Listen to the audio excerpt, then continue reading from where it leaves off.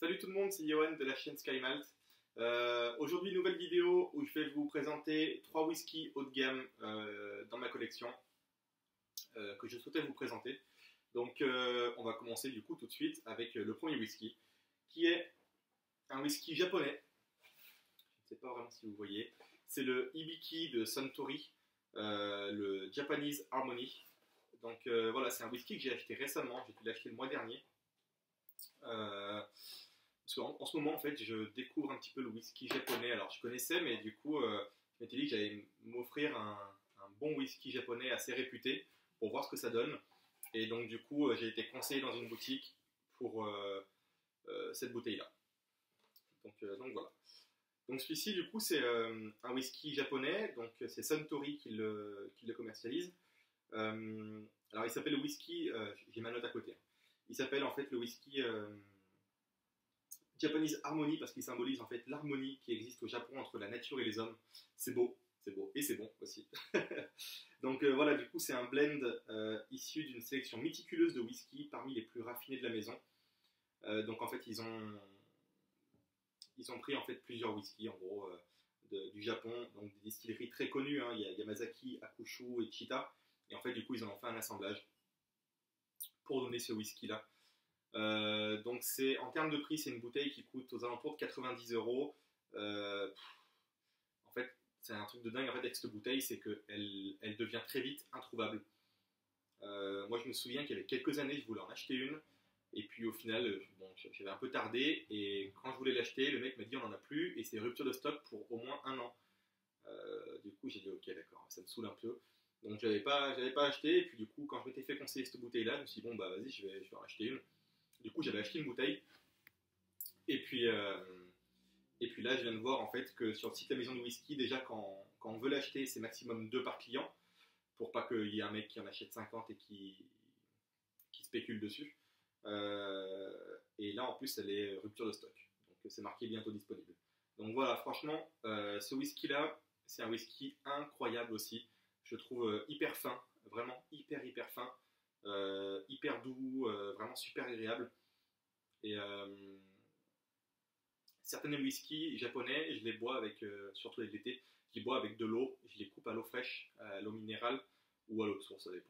Je les coupe avec pas mal d'eau et un glaçon, et du coup j'ai hâte en fait de goûter ce whisky là comme ça. Donc voilà, je vous en dirai des nouvelles à ce moment-là. Et donc voilà, le Hibiki Suntory Japanese Harmony qui est vraiment super bon.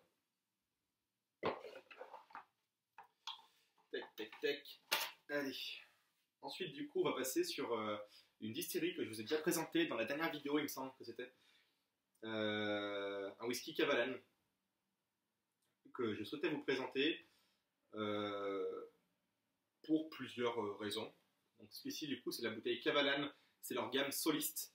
Et celui-ci, c'est le Bourbon Casque. Je sais qu'ils ont plusieurs, en fait, ils ont plusieurs gammes chez Kavalan.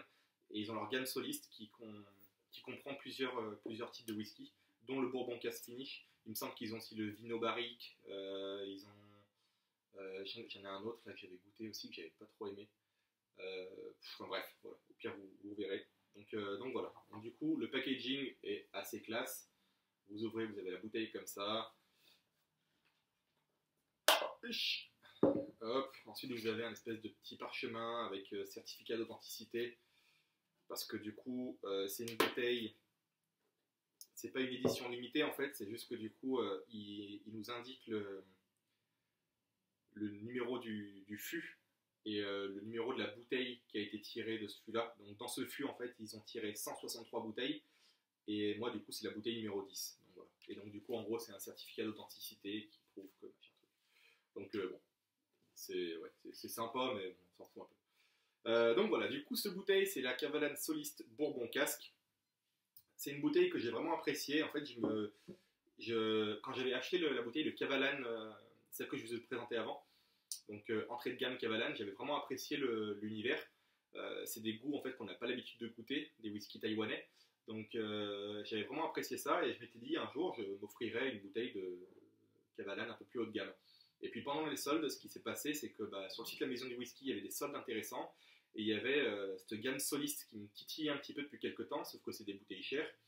Et je me suis dit, est-ce que je vais mettre 150 balles dans une bouteille qui au final ne va pas me convenir. Donc j'hésitais un petit peu, bref, les soldes arrivent et du coup il y a cette bouteille-là qui était en solde. De base, elle est sur le site de la Maison du Whisky aux alentours des 120-130 euros il me semble, 125 de tête. Et, euh, et du coup je l'ai eu en promo, je crois, à 90 euros. Bon, je m'étais dit c'était maintenant ou jamais, quoi, genre fallait le faire. Donc du coup j'ai acheté cette bouteille-là, j'ai vraiment adoré. J'ai vraiment adoré pour plein de choses. Déjà, la première chose, c'est que ça a un goût vraiment très particulier. Je ne pourrais même pas vous l'expliquer, mais vraiment très, très floral, très, très fruité, un peu comme dans l'univers qu'on avait goûté sur la bouteille précédente. Et, euh, et en plus, ça, c'est un whisky qui est très fort, et j'apprécie vraiment les whiskies qui sont forts. Il est à 58,6. C'est un, c'est un whisky pardon, qui est tiré au vieillissement. En fait, il est à son, comment dire, il est à son titrage sorti de fût, quoi. Donc voilà, c'est ce qui fait que du coup il est très fort.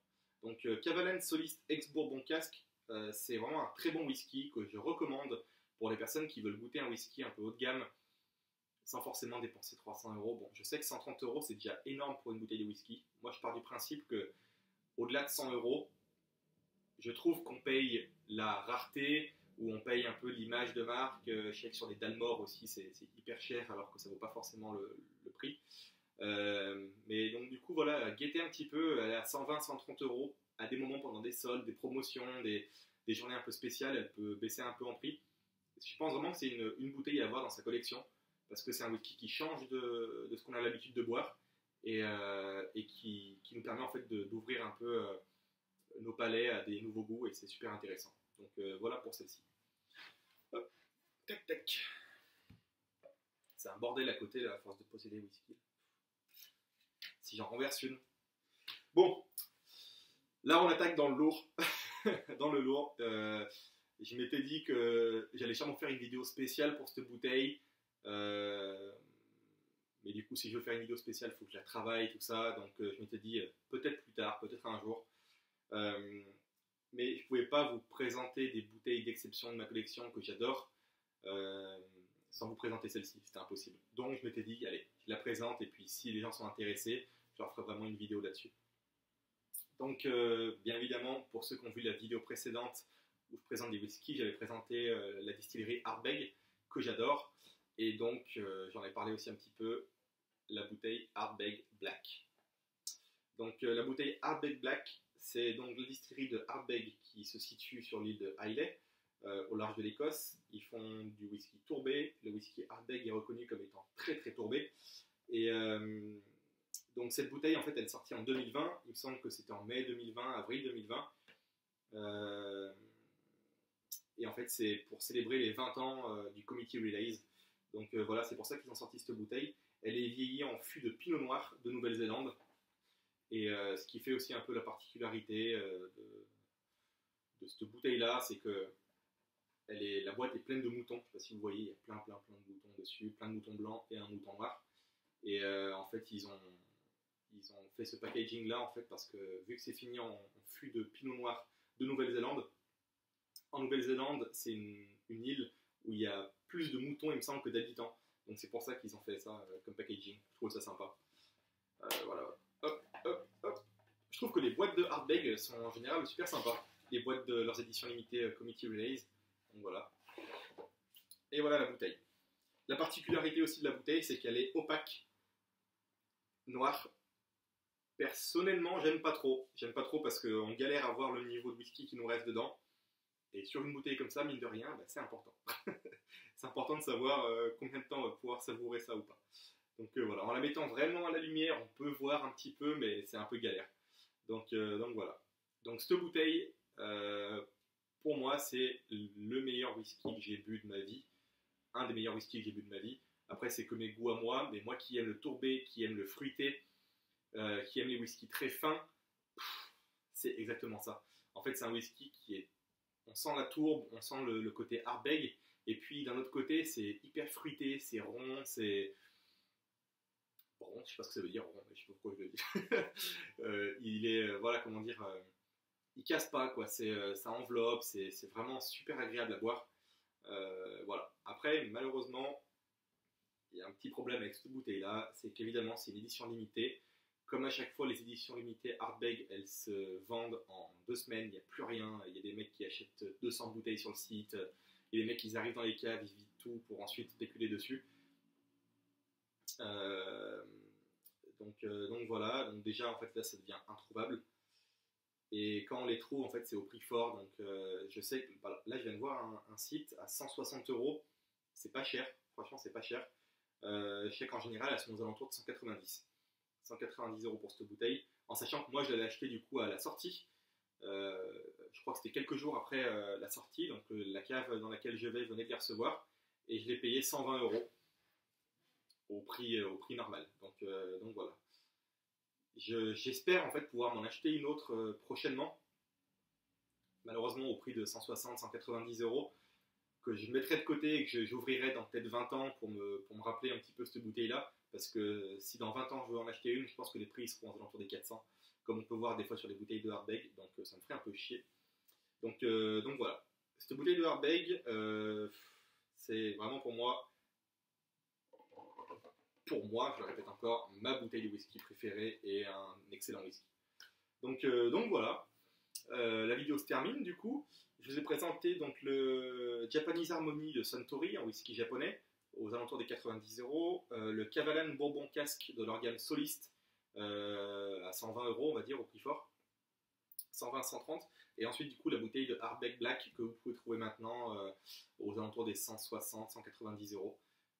Voilà. 3 whiskies que j'adore vraiment, qui sont malheureusement chers, mais mine de rien, qui rajoutent aussi un petit quelque chose en fait dans leur dégustation, qui est que quand on boit un whisky à ce prix-là, on ne le boit pas comme un whisky d'une bouteille à 30 balles, quoi. C'est con, mais ça rajoute aussi quelque chose. Par exemple, je sais que la bouteille de Black, je dois boire un verre tous les mois, peut-être.